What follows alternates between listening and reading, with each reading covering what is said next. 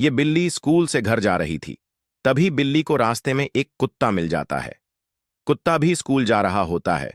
फिर दोनों साथ में स्कूल जाने लगते हैं। तभी रास्ते में कुछ बदमाश बंदर मिल जाते और वे शराब पी रहे होते हैं। तभी वे बिल्ली को परेशान लगते हैं। तभी कुत्ता को गुस्सा आ जाता है और कुत्ता बंदरों को मारने लगता है और बंदर डर जाते हैं और वहां से भागने लगते हैं। सभी बंदर भाग जाते हैं और तभी बिल्ली रोने लगती है। किसी ने लाइक सब्सक्राइब नहीं किया।